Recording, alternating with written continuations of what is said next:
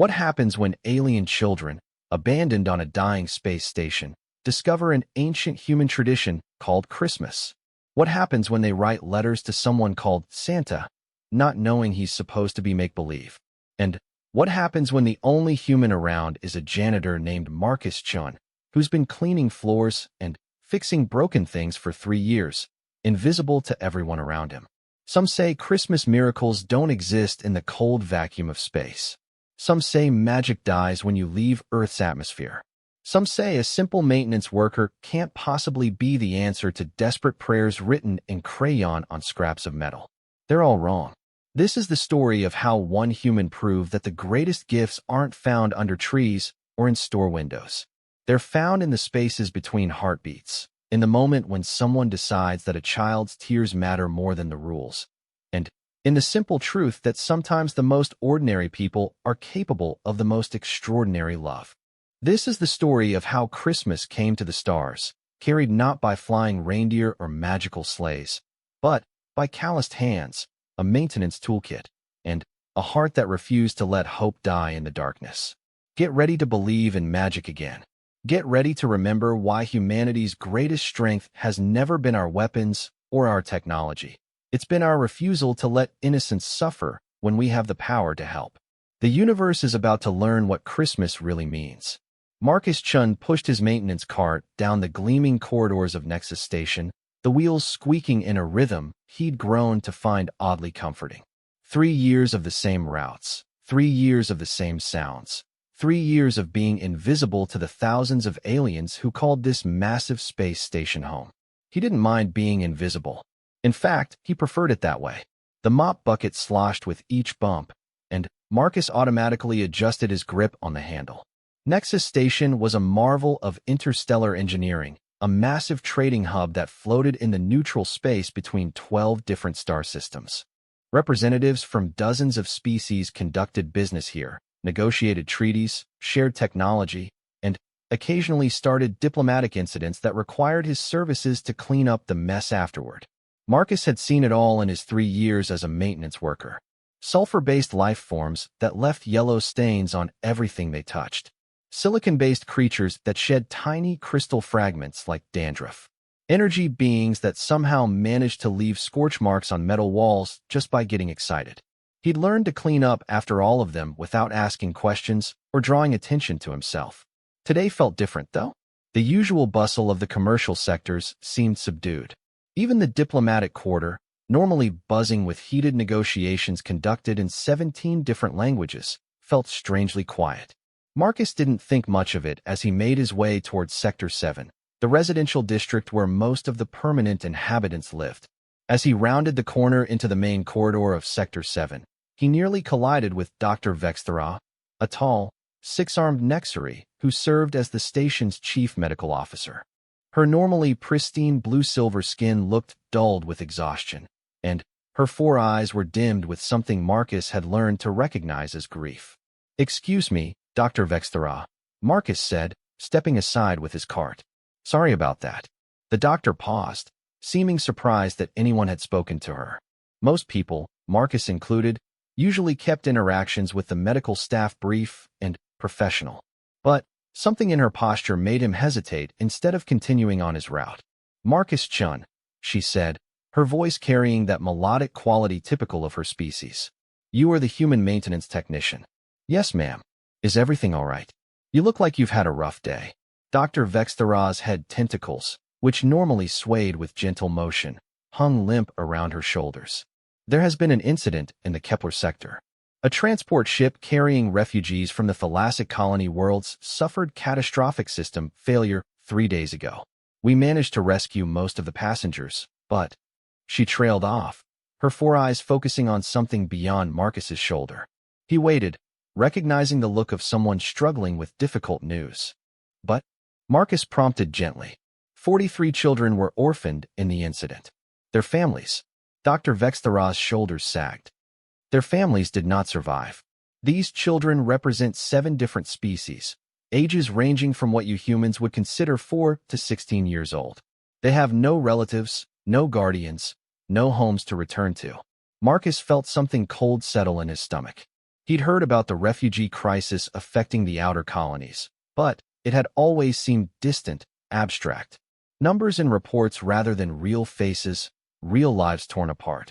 "Where are they now?" he asked. "We've set up temporary housing in the unused quarters of Sublevel C," Dr. Vexthera explained. "It's not ideal, but we're waiting for the Galactic Council to determine long-term placement options. The bureaucratic process could take months, possibly longer." Sublevel C? Marcus frowned. He knew that area well. It was technically livable, but barely. Old maintenance tunnels that had been converted into emergency storage space, with basic life support, but little else. Cold, sterile, and completely unsuitable for children who had already lost everything. "I should continue with my rounds," Dr. Vexthera said, straightening her shoulders with visible effort. "There are medical evaluations to complete, and the children need regular checkups to ensure they're adapting to the station's environment properly." She started to move past Marcus, then paused. "If you happen to be working in that area, please be mindful of noise levels. Some of the younger ones are still quite traumatized, and loud sounds can trigger distress responses." Marcus nodded, watching as the doctor disappeared around the corner. He stood there for a moment, thinking about children living in converted storage areas, about families torn apart in the cold vacuum of space, about bureaucratic processes that could stretch on while kids waited in limbo. He wasn't supposed to go to Sublevel C today. His route took him through the main residential areas, the commercial districts, and the diplomatic quarters. Sublevel C wasn't scheduled for maintenance until next week. Marcus looked at his card, looked at the route schedule clipped to his tablet, and made a decision that would change everything.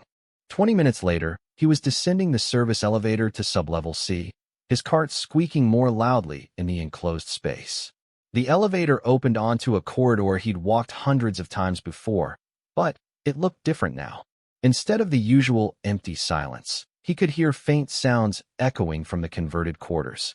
Voices speaking in languages he didn't recognize, punctuated occasionally by universal sounds of childhood, laughter, crying, the patter of small feet running. As he pushed his cart down the corridor, Marcus tried to move quietly, remembering Dr. Vexthera's warning about traumatized children. He'd never been particularly good with kids. He was 34 years old, had never married, never had children of his own. His idea of childcare was limited to making sure he cleaned up broken glass quickly so nobody got hurt. But curiosity got the better of him. As he passed the first converted quarters, he glanced through the reinforced window that had originally been designed for monitoring stored equipment. What he saw made him stop completely. A group of 6 children sat in a circle on the floor. The youngest looked barely old enough to walk, a small Nexary child whose head tentacles were still the pale silver of youth. The oldest appeared to be a teenage Kytherian, their crystalline skin flickering with nervous energy. Between them sat children from species Marcus recognized, a young Tyrellian with soft brown fur, a pair of Zephyrian siblings whose wings fluttered anxiously, and a small humanoid child he couldn't immediately identify. They were passing around what looked like pieces of scrap metal, crude writing implements, and torn fabric. The teenage Kytherian was helping the younger ones, demonstrating something that involved making marks on the metal scraps. Marcus watched, fascinated despite himself. There was something purposeful about their activity, something that spoke of shared understanding despite the obvious language barriers. The children communicated through gestures, drawings, and the occasional shared word in Galactic Standard. As he watched, the small Nexary child held up their piece of metal, tentacles curling with what Marcus had learned to recognize as excitement. The teenager examined it, nodded approvingly, and said something that made the little one's eyes brighten. Marcus realized they were writing letters. The thought should have seemed ordinary, unremarkable. Children wrote letters all the time.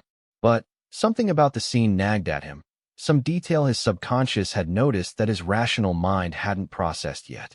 Then he saw it. On the floor next to the circle, someone had drawn a crude picture using what looked like chalk salvaged from a maintenance kit. It showed a figure in red clothing, with a large bag, standing next to what was unmistakably meant to be a tree decorated with lights. Marcus blinked, sure he was seeing things. But there it was, a child's drawing of Santa Claus. He looked more closely at the metal scraps the children were writing on. Even from his position outside the window, he could make out a few words written in the basic galactic standard that all children on the station learned in their educational programs. Words like wish and please and good. They were writing wish lists.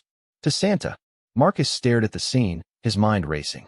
How had alien children, orphaned in space, learned about a human Christmas tradition? Who had taught them about Santa Claus? And why were they writing letters to a figure from human mythology when their own worlds had been destroyed and their families were gone? As he watched, the teenage Catherian helped fold the letters, then placed them carefully in a makeshift container crafted from salvaged materials.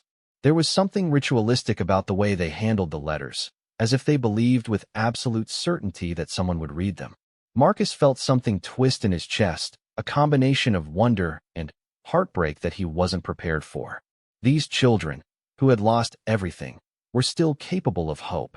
They still believed in magic, in wishes coming true, in the possibility that someone out there cared enough to help them.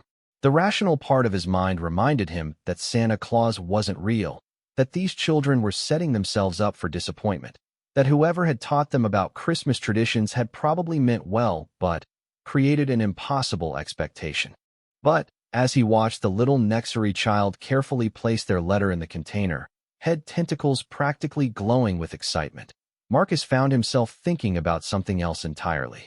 He was thinking about workshops and toy making, about lists of good and bad behavior, about the logistics of delivering gifts to children across vast distances. He was thinking about how Santa Claus was supposed to be magic. And he was thinking about how sometimes, in the right circumstances, with the right person willing to make an effort, magic could be surprisingly practical. Marcus pulled out his tablet and checked his work schedule for the next few days. He had maintenance rounds scheduled throughout the station, access to supply closets and fabrication units, and 3 years' worth of accumulated knowledge about where to find things that other people had lost or forgotten. More importantly, he had something that had been gathering dust in his personal quarters for months, a comprehensive database of Earth traditions that he'd downloaded before leaving home, thinking he might get homesick and want to remember what Christmas looked like. He looked back through the window at the children carefully guarding Marcus, spent the next 18 hours doing something he'd never done in 3 years of working on Nexus Station, research that had nothing to do with cleaning products or maintenance schedules. His personal quarters, usually neat and Spartan, were now covered with printouts, tablet screens, and hastily scribbled notes as he tried to figure out how 43 alien children had learned about Santa Claus. The answer, when he found it, was both simple and heartbreaking. Sister Maria Santos had been a human missionary who arrived on Nexus Station 6 months ago. Unlike most of the religious representatives who came through the diplomatic quarters, Sister Maria hadn't been interested in converting anyone or establishing formal religious institutions. She'd simply wanted to help where help was needed, particularly with the growing population of refugee children from the outer colonies. Marcus found her listed in the station's educational volunteer database. For 5 months, she had been teaching basic galactic standard to refugee children, helping them adapt to life on the station, and sharing stories from different cultural traditions as a way to help them process their losses and maintain hope for the future. 3 weeks ago, Sister Maria had been reassigned to a relief mission in the Andromeda sector. She'd left behind teaching materials, including a collection of stories from Earth about traditions that celebrated hope, generosity, and the importance of caring for others. Christmas had been one of those traditions. Marcus stared at the final entry in Sister Maria's volunteer log. Children particularly drawn to Christmas story. Santa Claus figure resonates strongly. Concept of benevolent gift giver who remembers every child appeals to those who feel forgotten by universe. Left behind picture books and story materials. Hope someone continues tradition. She'd known. Sister Maria had known she was leaving, and she deliberately shared the Santa Claus story because she understood what these children needed, the belief that someone, somewhere, was watching out for them. Marcus leaned back in his chair, overwhelmed by the weight of unintended responsibility. Sister Maria had probably never imagined that her stories would lead to 43 children writing actual letters to Santa. She'd certainly never expected that a maintenance worker would be the one to discover those letters. But here he was, and there they were, and the choice was surprisingly clear. He opened his personal files and pulled up the Earth Traditions database he'd downloaded years ago. Christmas had always been his favorite holiday growing up, not for religious reasons, but because it represented the one time of year when ordinary people went out of their way to make magic happen for each other. His parents had been experts at Christmas magic, somehow always managing to make their modest home feel like the most wonderful place in the universe for a few perfect weeks every December. Marcus had learned young that Christmas magic wasn't actually magic at all. It was planning, creativity, sacrifice, and the willingness to work very hard to make other people happy.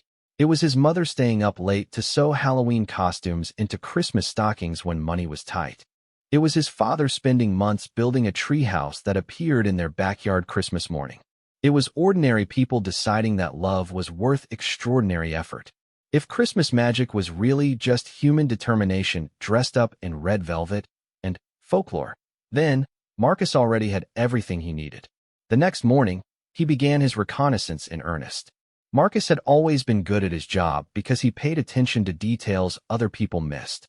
He noticed which supply closets had been forgotten, which maintenance schedules had gaps, and which areas of the station operated with minimal supervision. Now he applied those same skills to a completely different kind of problem. He started with the fabrication units in the engineering sections. Nexus Station had dozens of industrial fabricators designed to create replacement parts for ships, tools for maintenance crews, and basic supplies for the resident population. Most of them operated automatically, building items from standardized templates. But Marcus had access to the programming interfaces, and he'd noticed that the units often had excess capacity during off-peak hours. He spent his lunch break experimenting with the fabrication templates, learning how to modify basic designs to create new objects. It was surprisingly similar to the programming work he'd done in college before deciding that space maintenance offered better travel opportunities. By the end of the day, Marcus had successfully fabricated a small wooden train, painted bright blue with yellow wheels. It was crude compared to professional toys, but it was recognizable, functional, and had cost him nothing but time and a few credits worth of raw materials during a period when the fabricator would have been idle anyway. One gift down. 42 to go. The challenge wasn't just creating gifts, it was creating the right gifts. Marcus needed to understand what each child wanted, needed, or hoped for, and that meant he needed to read their letters. The solution came to him while he was cleaning the main corridor outside the sublevel C quarters. If he volunteered for extra maintenance duties in that area, he could legitimately spend more time around the children. He might overhear conversations, observe their games, or even find opportunities to interact with them directly. Marcus submitted a request to expand his maintenance route to include daily cleaning of sublevel C. His supervisor, a tired Nexury administrator who rarely questioned requests for additional work, approved it without comment. The next day, Marcus began what he privately called Operation Santa Claus. He timed his arrival in sublevel C for mid-morning, when the children would be awake, but not yet involved in their afternoon educational activities with the volunteer teachers. As he pushed his cart down the corridor, he could hear the sounds of childhood echoing from the converted quarters, laughter, arguments in multiple languages, and the occasional thump of what sounded like improvised games. Marcus had prepared for this moment by researching child psychology across multiple species. He'd learned that most young sentient beings responded well to gentle consistency, non-threatening behavior, and the gradual building of trust. He'd also learned that children were generally much more observant than adults expected them to be. As he began cleaning the corridor, making sure to work slowly and quietly, Marcus noticed faces appearing at the reinforced windows. Curious eyes watched him mop the floors, empty the waste recyclers, and perform the routine maintenance tasks that kept their temporary home functioning. By the third day, some of the braver children had begun opening their doors when they heard his cart approaching. They would peek out, whisper among themselves, and occasionally offer shy greetings in broken Galactic Standard. Marcus always responded with a smile and a gentle good morning, or how are you today? He learned names quickly. Zawax, the teenage Kytherian who seemed to serve as the group's unofficial leader. Pip, the small Nexury whose tentacles turned bright silver when they were happy. Feathers, a young Tyrellian who got their nickname from the soft brown fur that covered their body, and dozens of others, each with their own personality, their own way of communicating, their own particular needs. On the fifth day, while Marcus was cleaning near the main common area, little Pip approached him directly. The Nexary child stood barely 3 feet tall, their head tentacles curling and uncurling with nervous energy as they watched Marcus work. "Mr. Cleaning Man," Pip said in careful galactic standard, "you are human, yes?" Marcus paused in his mopping and smiled down at the child. "Yes, I'm human. My name is Marcus." Pip's eyes brightened, all 4 of them focusing intently on Marcus's face. Sister Maria was human too. She told us about Christmas. Do you know Christmas? The question hit Marcus like a physical blow. Here it was, the moment he'd been preparing for, but somehow he still wasn't ready. 43 pairs of eyes were suddenly watching from doorways and windows, waiting for his answer. "Yes," Marcus said quietly. "I know about Christmas. We wrote letters," Pip continued, their tentacles practically glowing with excitement. "To Santa Claus." Sister Maria said he brings gifts to children who are good. We have been very good. We help each other, and we share our food, and we don't fight too much. Marcus felt something break and rebuild itself in his chest. The absolute faith in Pip's voice, the careful way they listed their good behavior, the hope that radiated from every line of their small body. It was almost too much to bear. "Would you like to tell me about your letter?" Marcus asked, setting down his mop and kneeling to bring himself closer to Pip's eye level. What followed was the most important conversation of Marcus's life.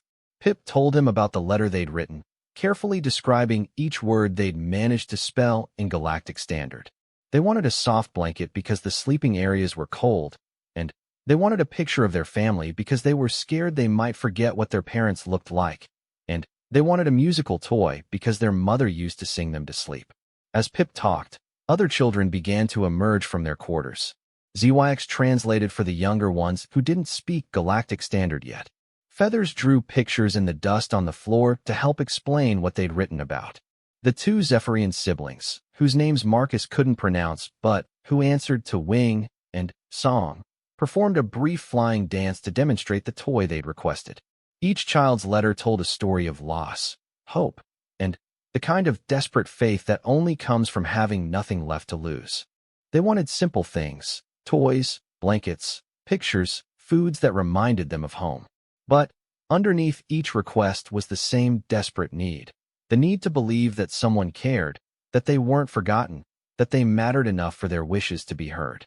Marcus listened to every story, memorized every detail, and felt the weight of 43 children's hopes settling on his shoulders like a mantle he'd never expected to wear. When the impromptu sharing session finally ended, and the children had returned to their quarters for lunch, Marcus sat alone in the corridor with his cleaning supplies and tried to process what had just happened. He wasn't a teacher like Sister Maria. He wasn't trained in C. Marcus learned to function on 3 hours of sleep and determination. During the day, he maintained his regular maintenance routes, cleaned floors, fixed broken equipment, and remained the same invisible human janitor he'd always been. But his evenings and early mornings became a carefully orchestrated campaign of stealth, creativity, and what could only be called Christmas magic. The first challenge was accessing the children's letters without betraying their trust. Marcus solved this by volunteering to help with the daily cleaning of their common areas, always careful to ask permission before entering any space where the children spent time. It took 4 days of gentle consistency before ZYX, the teenage Kytherian who'd appointed themselves as the group's protector, finally decided Marcus could be trusted with their most precious secret. "We keep the letters in here," ZYX said, their crystalline skin flickering with nervous energy as they showed Marcus the makeshift mailbox they'd constructed from salvaged materials. Sister Maria said Santa would know where to find them, but they trailed off, their skin dimming with doubt. "But what?" Marcus asked gently, kneeling next to the container as if it held sacred artifacts. "Santa brings gifts to children on their home worlds," ZYX said quietly. "We don't have home worlds anymore. We don't have homes at all. What if Santa can't find us here?" The question hit Marcus harder than he'd expected. Here was a teenager trying to maintain hope for dozens of younger children while wrestling with their own fears about being forgotten by the universe.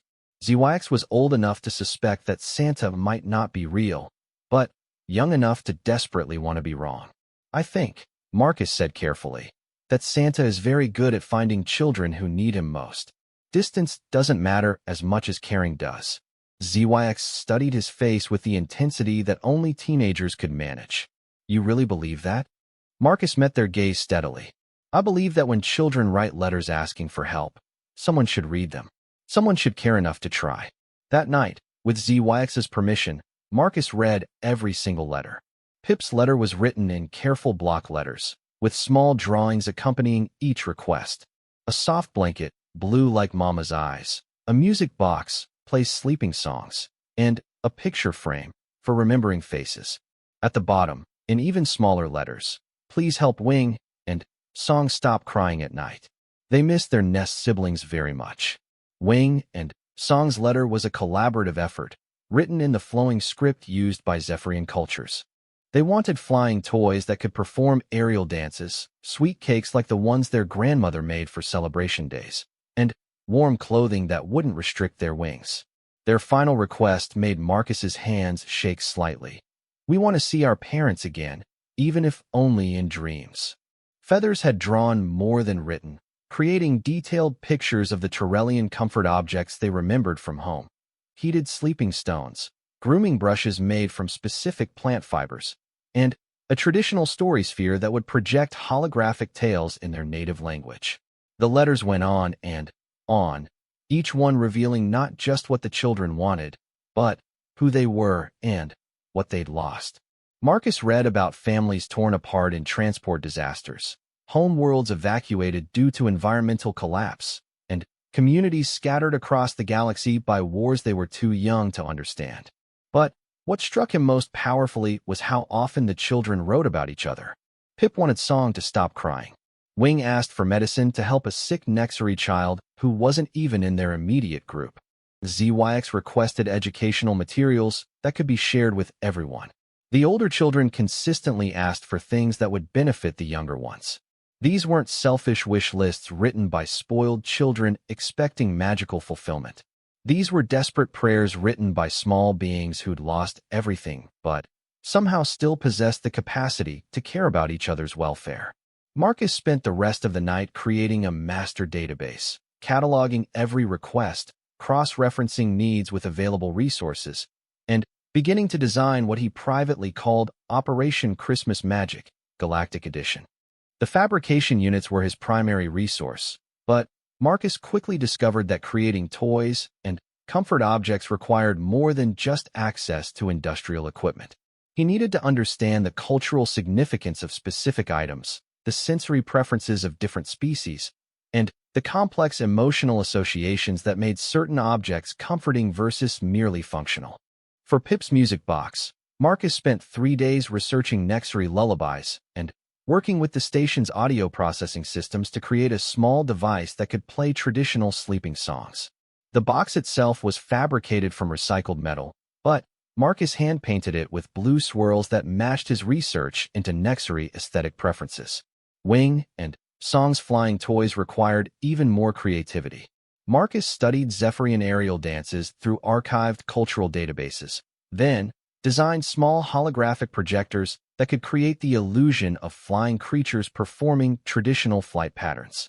The technical challenge was making them responsive to hand movements, so the children could dance with the projected images.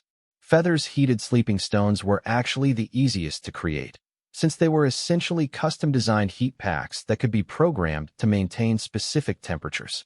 But the grooming brushes required Marcus to raid the station's botanical research lab for synthetic fibers that would mimic the texture of Tyrellian comfort plants. Each project taught Marcus something new about the children he was trying to help. He learned that Nexary children were comforted by rhythmic sounds and soft textures. Zephyrian youngsters needed items that allowed them to move freely while feeling secure. Tyrellian children required objects that engaged their highly developed sense of touch and temperature regulation. But the most challenging requests were the ones that couldn't be solved with fabrication technology. Several children had asked for pictures of their families. Others wanted to see their home worlds again. A few had requested visits from relatives who were either dead or scattered across the galaxy in refugee camps. These were the wishes that Marcus couldn't grant through cleverness and determination alone. Instead, he began working on something more ambitious, a comprehensive memory preservation project that would help the children maintain connections to their lost families and cultures. Marcus reached out to the station's communications department, explaining that he was working on an educational project for the refugee children. With their help, he gained access to cultural databases, historical archives, and even recent news feeds from the children's home regions. For children whose families had been lost, he created digital memorials, photo albums, voice recordings, and video presentations that celebrated their parents' lives and cultural heritage. For those who had relatives in distant refugee camps, Marcus arranged for surprise video calls, working through diplomatic channels and refugee assistance organizations to reconnect families that had been separated by bureaucratic chaos and interstellar distances. The work was exhausting, complex, and emotionally overwhelming. Marcus found himself learning to navigate galactic refugee databases, translate emotional concepts between cultures, and somehow become fluent in the universal language of childhood grief and hope. 3 weeks into his secret project, Marcus was discovered. He was working late in Fabrication Lab 7, putting the finishing touches on a traditional Kytherian puzzle box for one of the older children, when Dr. Vexthera walked in. Marcus froze, holding the half-completed puzzle box in one hand and a micro-etching tool in the other. For a moment, neither of them spoke. Marcus Chun, Dr. Vexthera said finally, her 4 eyes taking in the scene, scattered fabrication materials, dozens of completed toys and comfort objects, and a detailed chart mapping children's names to specific gifts. What exactly are you doing? Marcus set down the puzzle box and the etching tool, his mind racing through possible explanations that wouldn't sound completely insane. But, as he looked at Dr. Vexthera's exhausted face, he realized there was only one explanation that mattered. The children wrote letters to Santa Claus, he said simply. Someone needs to make sure he gets them. Dr. Vexthera's head tentacles went completely still, which Marcus had learned was a sign of intense concentration in Nexary body language. She looked at the gifts he'd been creating, then back at his face. You are attempting to fulfill children's Christmas wishes, she said. It wasn't a question. Yes, ma'am.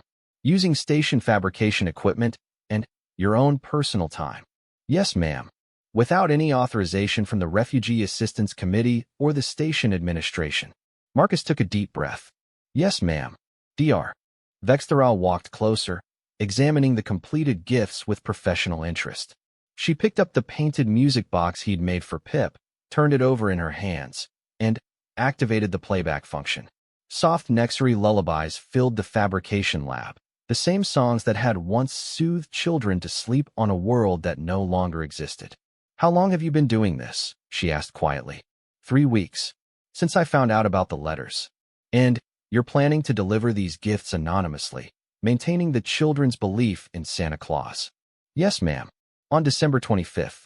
That's the traditional date for Christmas gift-giving. Dr. Vexthera set down the music box and looked at Marcus with an expression he couldn't interpret. He braced himself for official reprimands, reports to station security, and the end of his secret project. Instead, she asked, what do you need help with? Marcus blinked, certain he'd misheard. I'm sorry, what do you need help with? Dr. Vexthera repeated patiently. This is clearly beyond the scope of what one person can accomplish alone. What resources do you require? For the first time in 3 weeks, Marcus felt the crushing weight of his self-imposed mission lift slightly. You're not going to report me? Marcus Chun, Dr. Vexthera said, her voice carrying a warmth he'd never heard from her before. I have been working with refugee children for 6 years. I have seen them lose hope, lose faith in the universe's capacity for kindness, and lose the ability to believe that anyone cares about their welfare.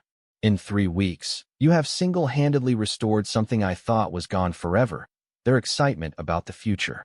She gestured to the gifts scattered around the fabrication lab. December 23rd marked the beginning of what would later be remembered as the most elaborate covert operation in Nexus Station's history. Marcus stood in what had once been a forgotten storage bay in sublevel D, now transformed into Christmas Central Command. The space buzzed with controlled chaos as dozens of station employees worked to prepare for the most important delivery mission any of them had ever attempted. Commander Thexvar, whose usual job involved maintaining security protocols and investigating diplomatic incidents, was hunched over a detailed map of sublevel C, plotting delivery routes that would allow them to place gifts without detection. Her forearms moved with military precision as she marked entry points, timing windows, and contingency escape routes. The children's sleep cycles are well documented, she reported to the assembled group. Most are in deep sleep between 0300 and 0600 station time. We'll have a 3-hour window for delivery operations. Chief Engineer BYK Sean had transformed one corner of the storage bay into a technical marvel that would have impressed Santa's elves. Multiple fabrication units worked simultaneously, creating everything from complex electronic toys to simple comfort objects. The Krillian engineers' 6 tentacles moved independently, operating different machines while monitoring quality control on dozens of simultaneous projects. Final production numbers, BYK Sean announced, consulting a display that showed real-time fabrication progress. 43 primary gifts completed. 67 supplementary comfort items finished. 12 cultural preservation projects ready for delivery. All items tested for compatibility with recipient species' sensory requirements.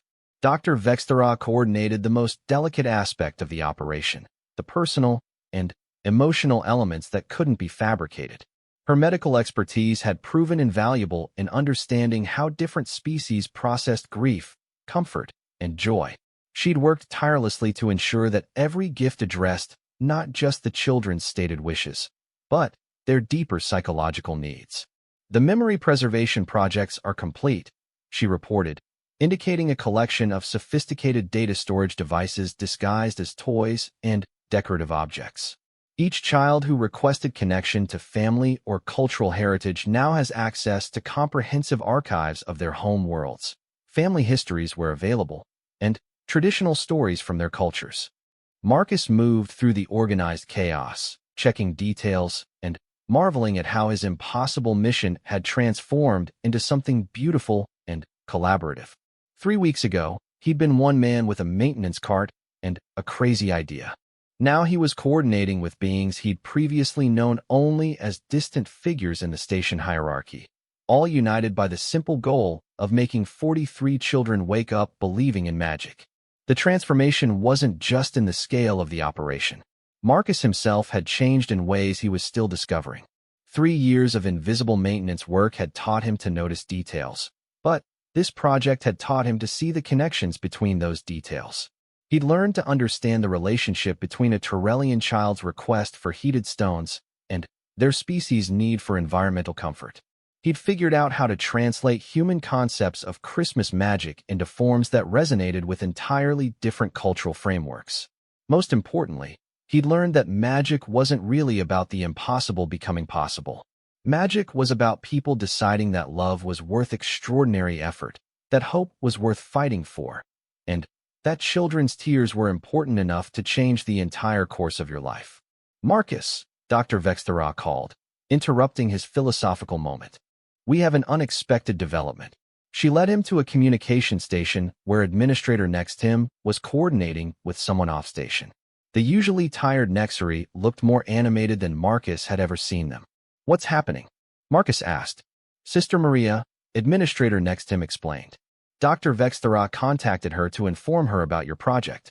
She's been working with refugee assistance organizations throughout the sector, and when she heard about what we were doing, next Tim gestured to the communication display, where Sister Maria's face appeared via long-range transmission. The human missionary looked older than Marcus expected, with gray hair and laugh lines around her eyes. But her expression was radiant with joy. Marcus Chun, she said, her voice carrying clearly despite the vast distance. I understand you've taken it upon yourself to answer some very important letters. Marcus felt suddenly self-conscious speaking to the person who'd started this entire situation. Sister Maria, I hope it's all right that all right. Sister Maria laughed. Marcus, What you're doing is the most beautiful thing I've heard about in years. But I'm not calling just to offer congratulations." She leaned closer to her own communication device, her expression becoming more serious. "I've been working with other refugee settlements throughout the sector, and word has spread about what's happening on Nexus Station. There are children in 12 different locations who heard about your Christmas project and have been asking if Santa might visit them too." Marcus felt the familiar sensation of his world expanding beyond anything he'd planned for. 12 locations, refugee camps, temporary settlements, emergency housing facilities, Sister Maria explained. Hundreds of children who've lost everything but somehow still have enough hope to believe in Christmas magic. And, Marcus, they're not just asking for gifts. They're asking for what you've given the children on Nexus Station. Proof that someone cares, that they haven't been forgotten by the universe.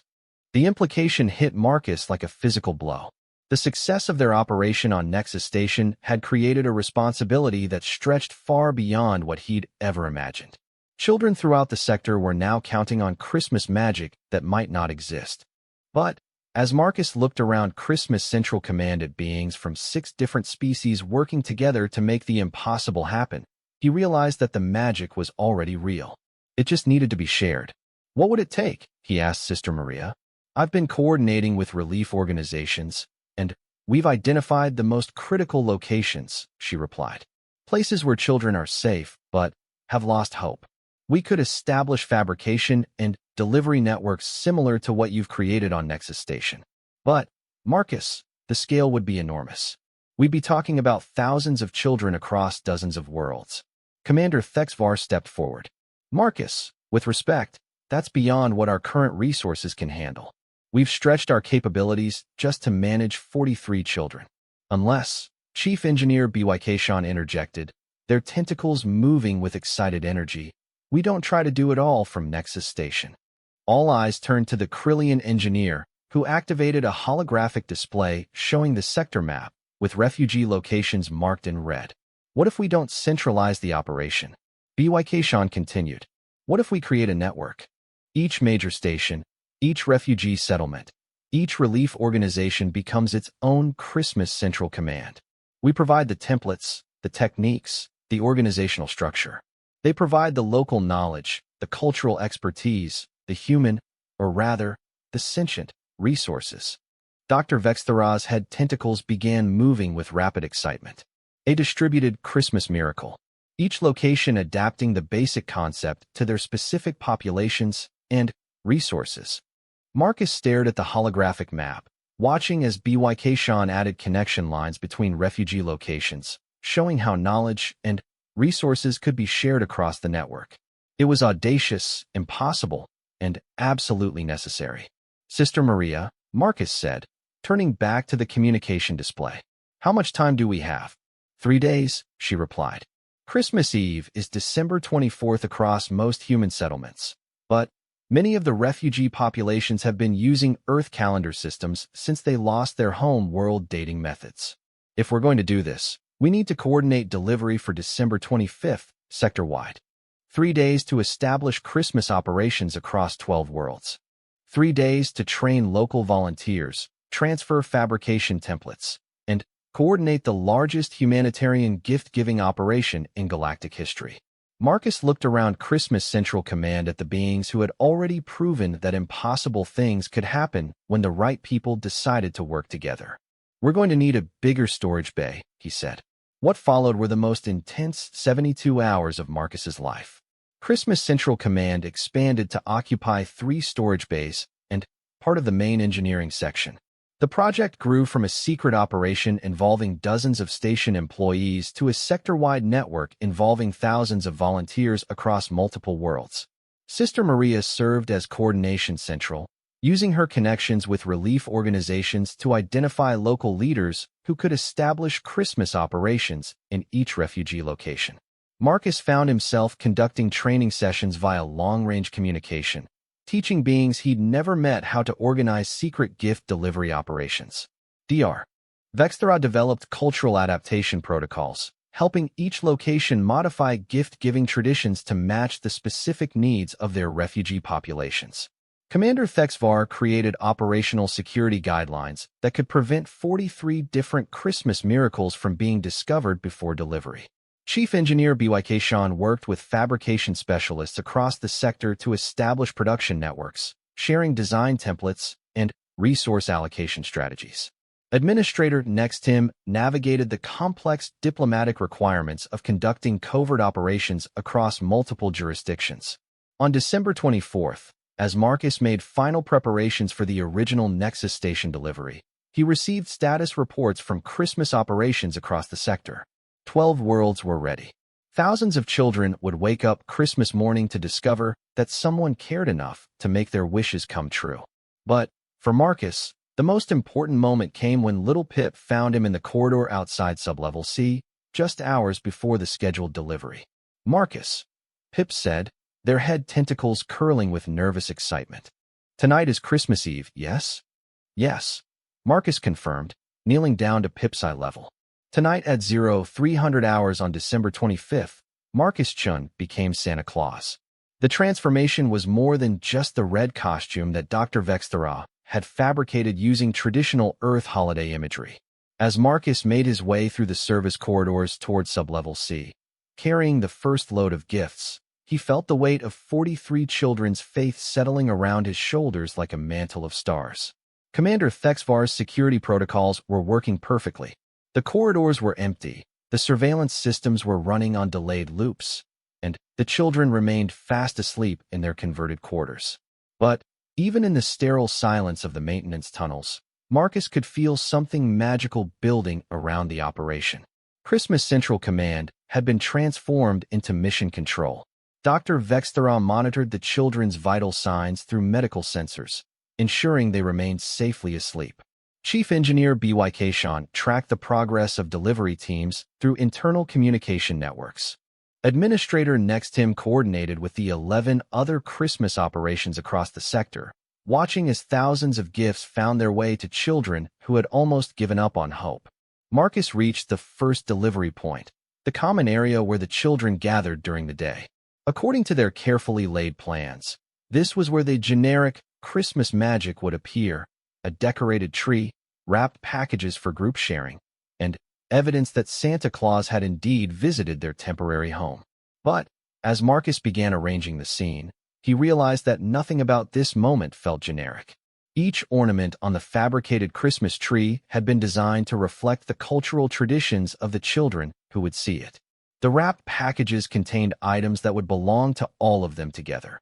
Games that could be played across language barriers, food treats that were safe for all represented species, and comfort items that could be shared as needed.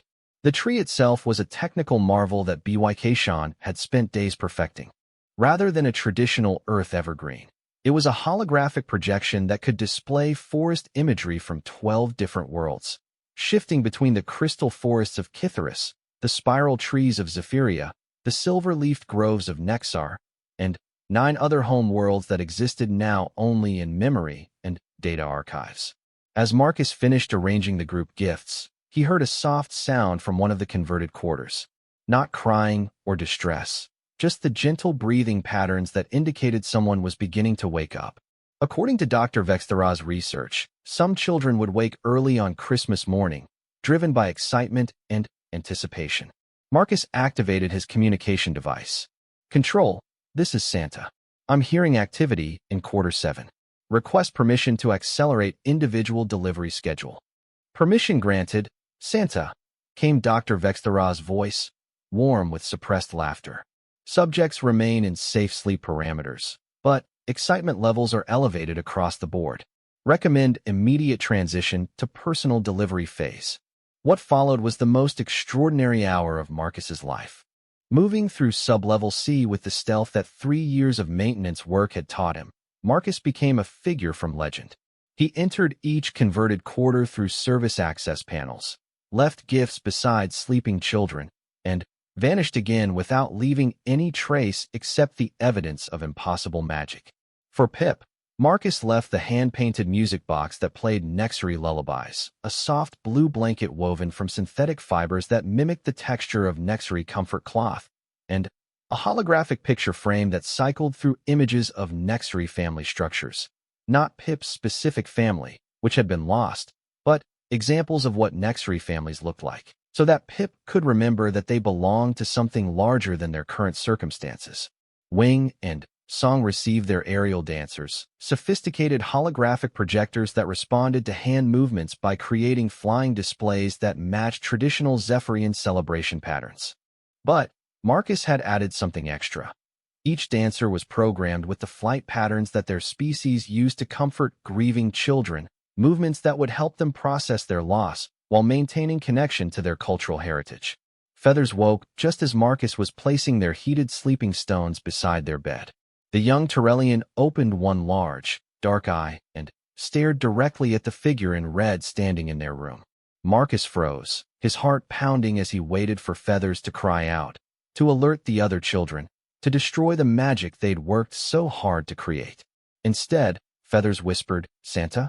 "Ho ho ho," Marcus whispered back, hoping his voice wouldn't betray how nervous he felt. "Have you been good this year, Feathers?" The Tyrellian child's soft brown fur rippled with what Marcus had learned to recognize as pure joy. "Very good," they whispered. "I helped take care of the little ones. I shared my food. I didn't fight, even when the older children were mean." "I know," Marcus said gently. "That's why you're getting exactly what you asked for. The sleeping stones will keep you warm, and the grooming brushes will help you feel better when you're sad." "And Feathers?" "Yes, Santa." Marcus knelt beside the small bed, making sure Feathers could see his face clearly. "You are not forgotten. Someone knows your name, knows that you matter, and wants you to be happy.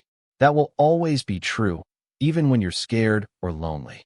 Feathers reached out with one small, furry hand and touched Marcus's gloved fingers. "Will you visit us again?" "Santa always comes back for children who believe in magic," Marcus promised.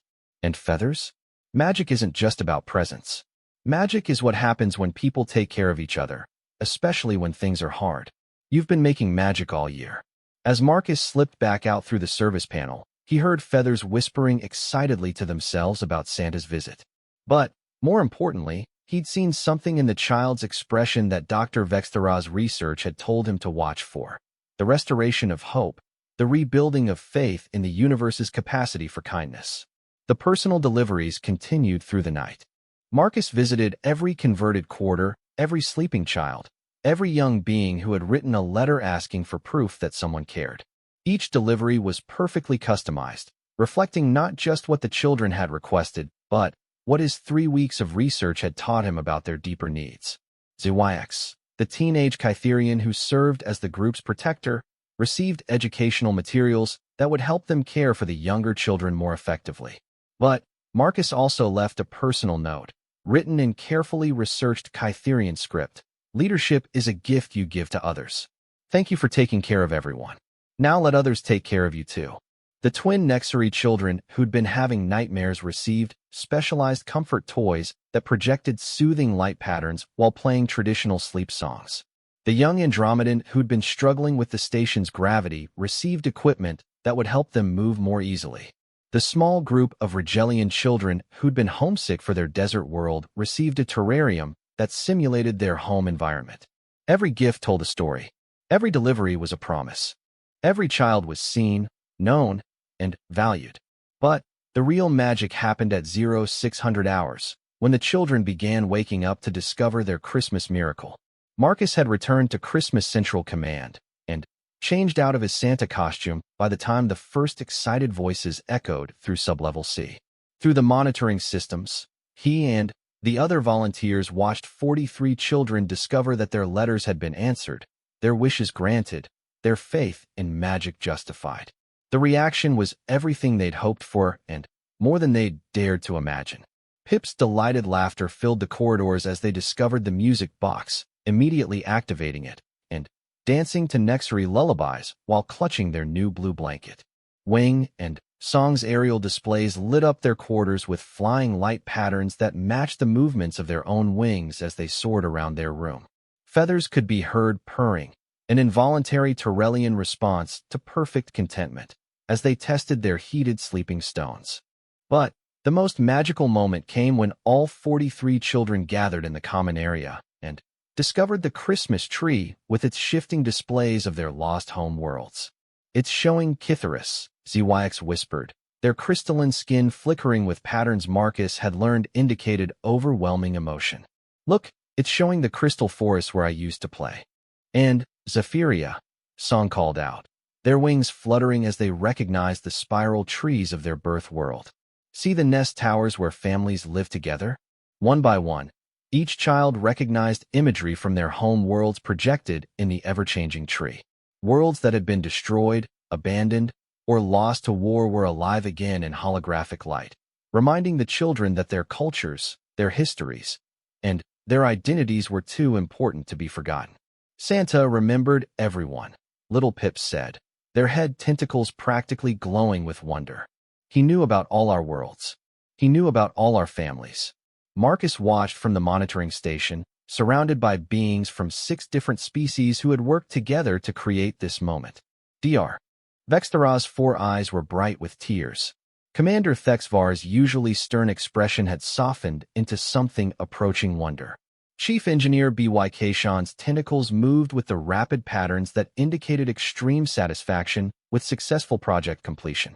"Status reports from Sector Operations," Administrator Next Tim announced, consulting communication displays that showed feedback from the other Christmas locations. "Operation Galactic Christmas is successful across all 12 sites. Thousands of children are waking up to discover that their letters were answered."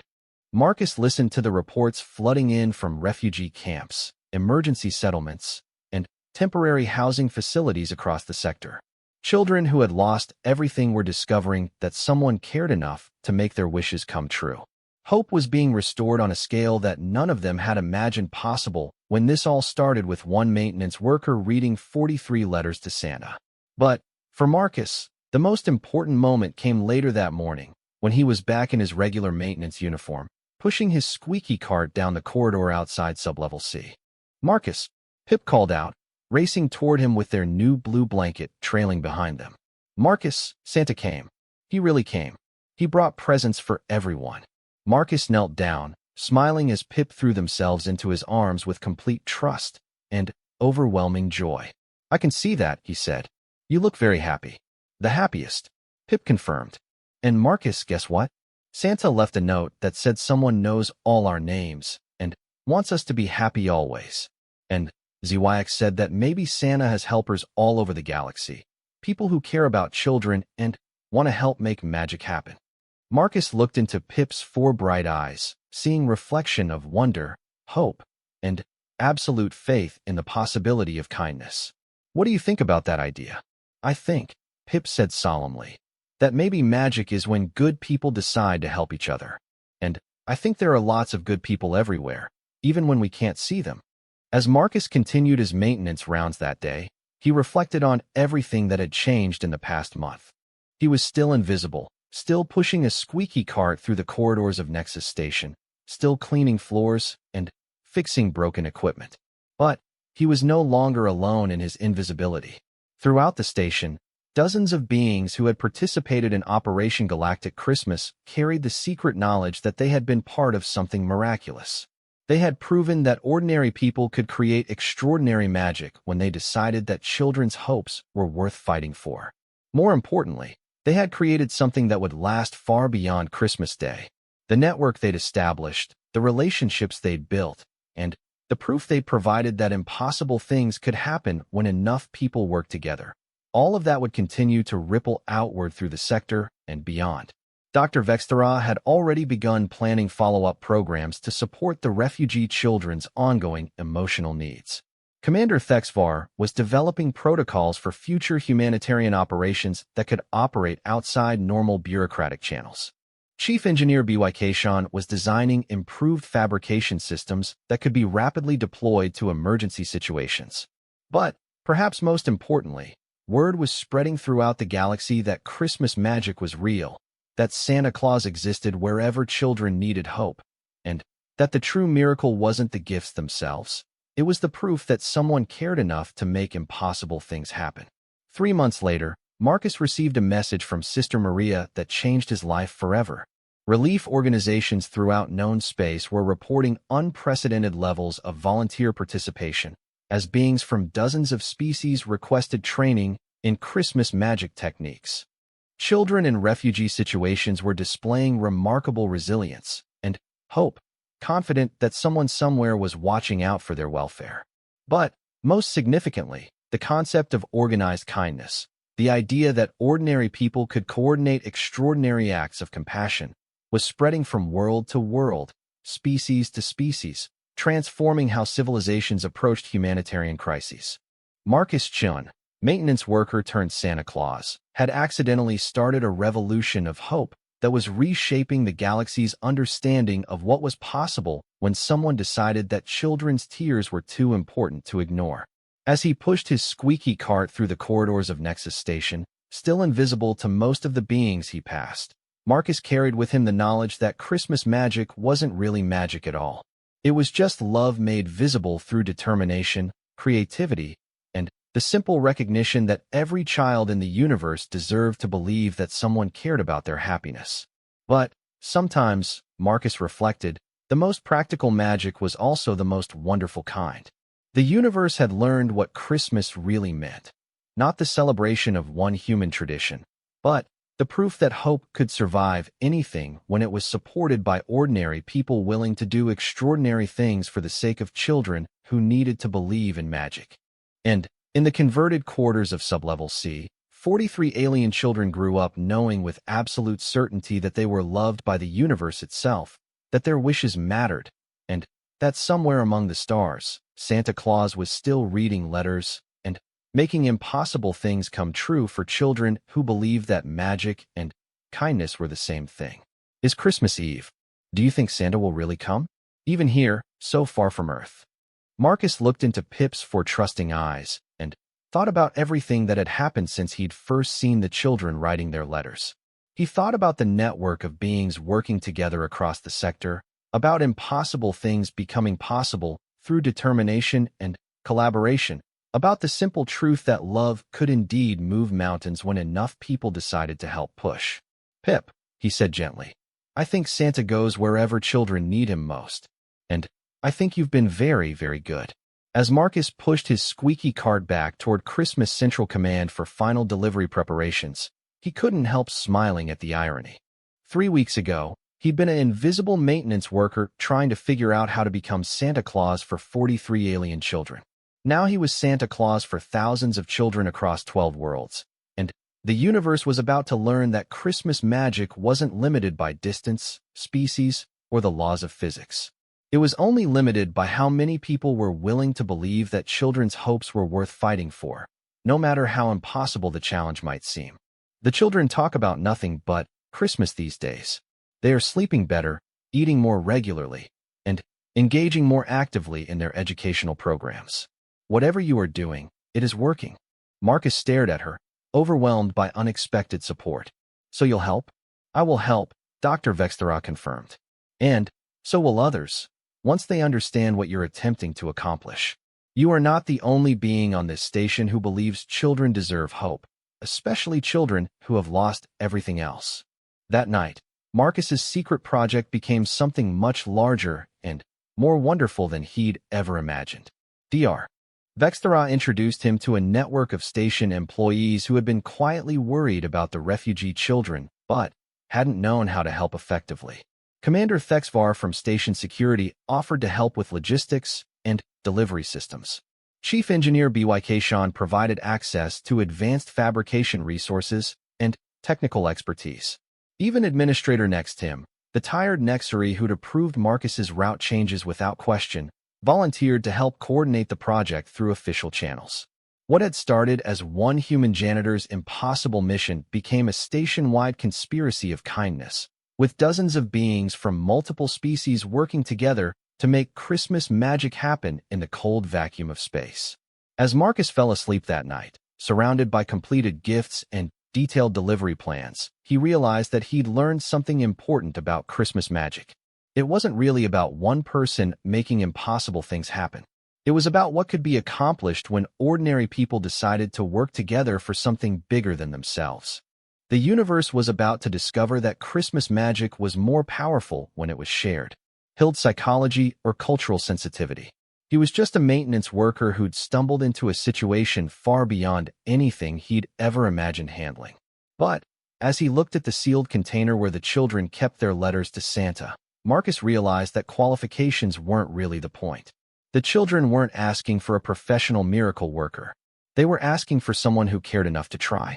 Marcus Chun had spent 3 years being invisible, staying out of other people's problems, keeping his head down, and his job simple. But these children had seen him, really seen him, in a way that no one else on the station had bothered to do. They'd trusted him with their hopes simply because he'd been kind enough to listen. Standing up, Marcus made his third major decision in less than a week. He was going to read every letter, understand every wish, and figure out how to make as many of them come true as possible. He was going to become Santa Claus. The impossible part wasn't the gift-making or the secret delivery system he'd need to devise. The impossible part was living up to the faith that 43 alien children had placed in someone they'd only just met, someone who represented their last hope that Christmas magic might be real after all.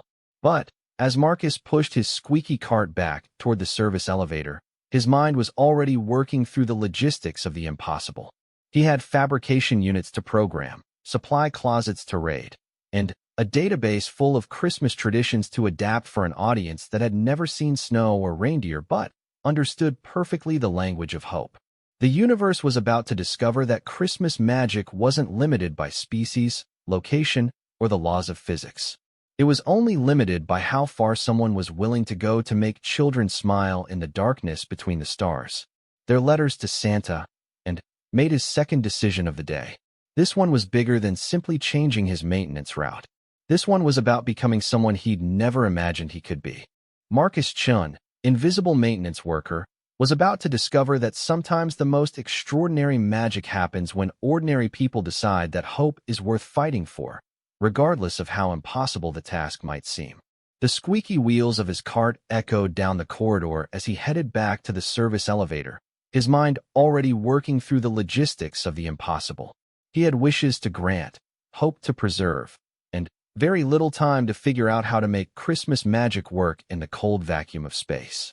Behind him, through the reinforced window, 43 alien children continued to prepare their letters to Santa, unaware that their faith was about to transform a lonely janitor into something he'd never dreamed of being. The answer to prayers written in crayon on scraps of metal, the keeper of hope in the darkness between the stars. The universe was about to learn what happened when someone decided that children's wishes mattered more than the impossibility of granting them.